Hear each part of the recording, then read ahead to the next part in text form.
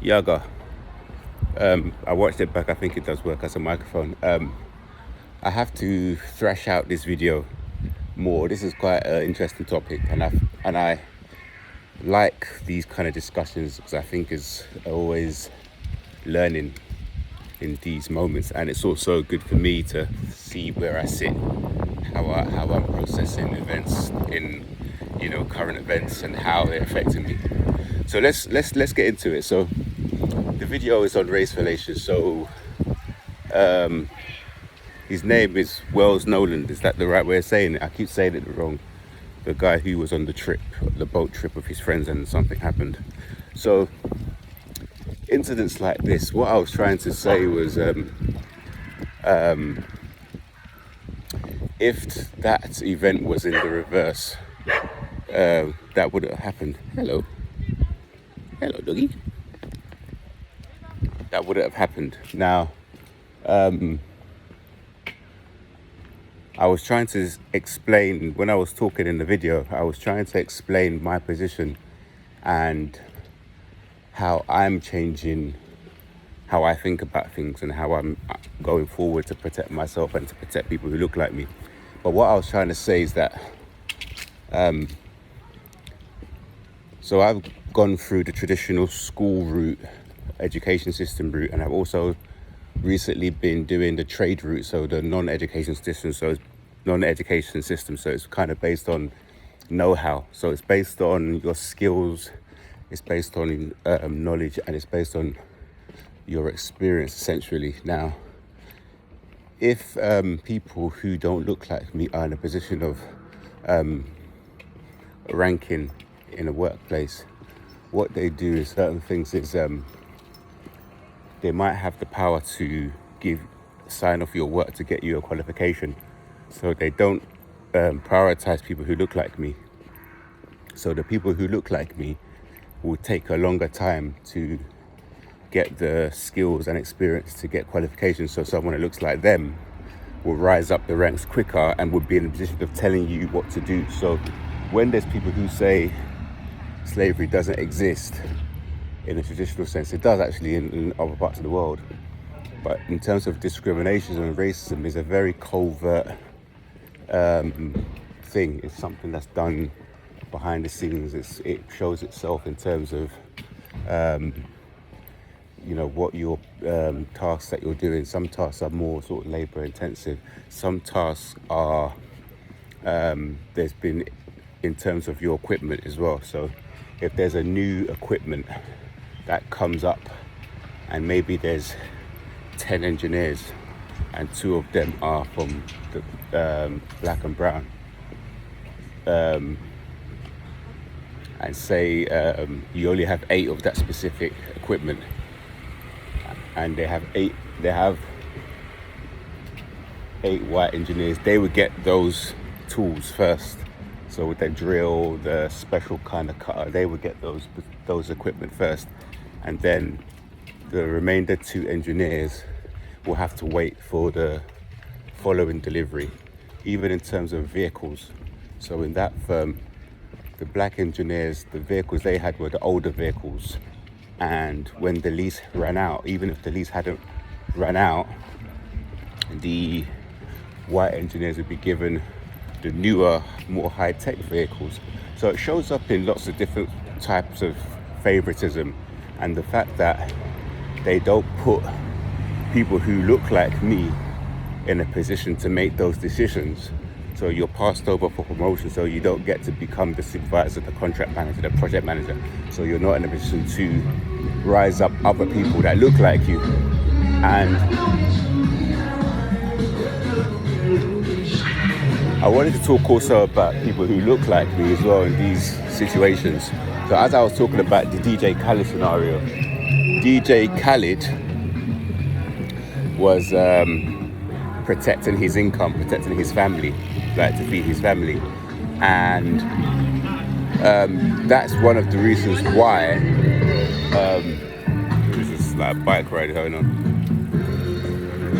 That's the reason why you have some of these people who look like me in these positions, in these workplaces, and they'll be told to keep an eye on other people who look like me. So essentially, the black colleagues are working against one another. So you're working somewhere, but there's a black colleague who's watching your every move. He's watching the time you take for lunch, when you came to work, how many cigarette breaks you're taking, your workmanship. Whenever you make a mistake, whenever you trip a circuit, it goes back to manager. And they do this to get a better standing in the supervisor's graces. So rather than being afraid of what would happen if black people, even brown people, rise up and become in those positions, and then you have to stop them from doing it, why not create a environment, a society, a world where everybody's given the same opportunities, everybody's given the same chance to do better for themselves. You're not hiring people just because you drink in the pub with them and giving them favour over people who have actually got qualifications and gone to college and studied and got experience, and then you'll just go find someone in the pub you get on with, that you have your fun times with, and you bring them in and you promote them above people who've been doing the job. You give them the new equipment, you give them the vehicles, you give them the training, you give them the title of lead. Yeah, so this sort of stuff goes on. So that's, I was saying in the old video, but I didn't really drill down into what I meant when I was talking about these different types of discriminations. It's more about the labor intensive works, where when you're in a workplace, a lot of the time, even if you're working for corporate, 7-figure salary, you can be in a situation where you're doing the reports that nobody wants to do. So it could be like some laborious task, piling data from many different websites and sources and drawing up a report, which, knowing your excellence, you would find a way of doing it using AI or some other software, because we're always innovative like that. However, sometimes you don't want to be doing the jobs that everyone says they don't want to do, but you'll be made to do it. You could be skilled to a higher level than someone, yet someone below you in terms of skills will be telling you what to do. When you're the one programming the computers, you're the one, drawing up the configs and doing all the work, and someone who doesn't know their color schemes, doesn't know their schematics, doesn't know, how things work, will be in charge of you. And the only thing about them is the fact that they are white. So that happens a lot at work. And as I was saying before, a lot of people who look like me, they are accepting of it, whereas I grew up here, I studied here. My parents never brought me up to turn a blind eye to things. My parents brought me up to be, quite righteous, forthright, stand up for myself. If something's not right, say it. But that can lead you into a situation where you lose your job, you lose the ability to feed yourself and your family.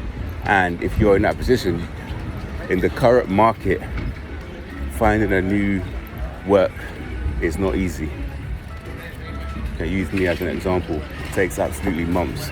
A lot of AI, a lot of, people online are not who they say they are. They take your certificates. There's a lot of things that go on. So this is what I'm talking about. So the code that is there, or the people that are on code, I'm not really listening to the people that are on code, who they're on code by just basically listening and doing what they're told. I used to really look down on them, but after being through what I've been through, no one is coming to help you.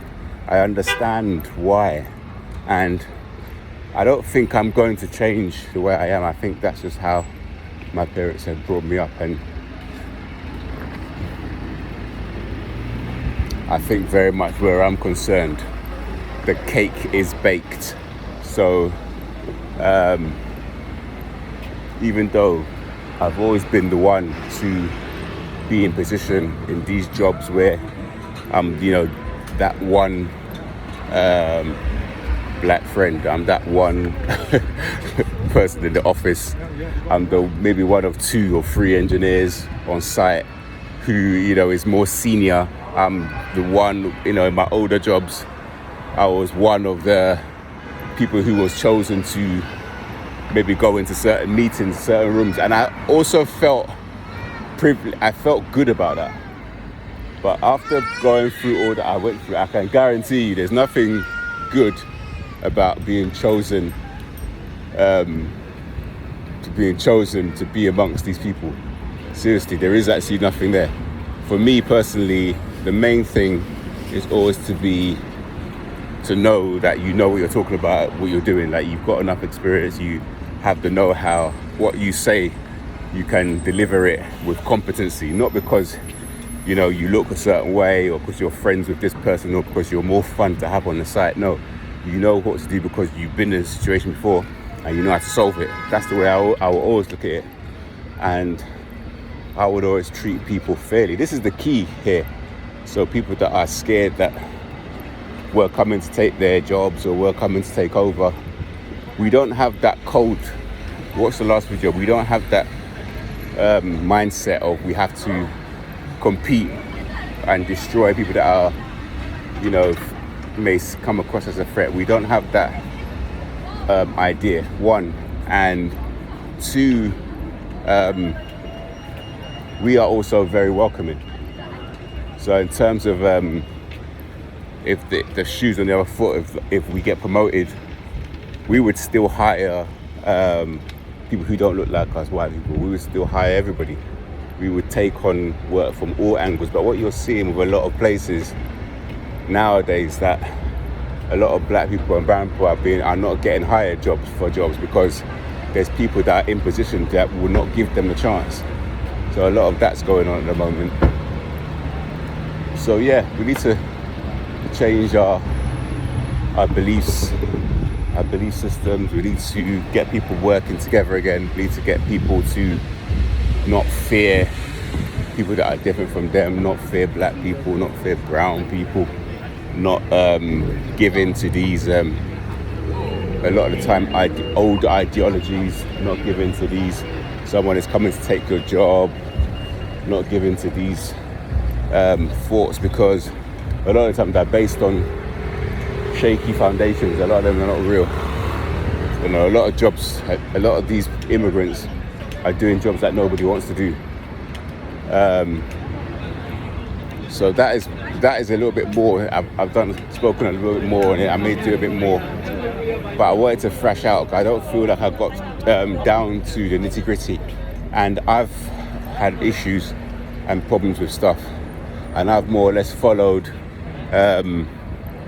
the path of, you know, what you would do is, you know, the normal path of, you know, go to school, get a job, blah blah blah. I followed that path, and I've been sort of that guy who was given opportunities. So I'm not speaking for people who don't even get opportunities. So if I'm having problems, can you imagine someone who doesn't have the background that I've got will have even more problems, and, you know, will struggle to find ways to feed themselves, feed their families. So it's a very important conversation. It's a very nuanced conversation. So let me know what you think in the comments about these race relations, what you think about that scenario, Wells Nolan scenario, the scenario of not being the only one, the scenario of not giving people opportunity based on what they look like. All of these things, these talking points, and we're going to speak more on this on the next video. Peace.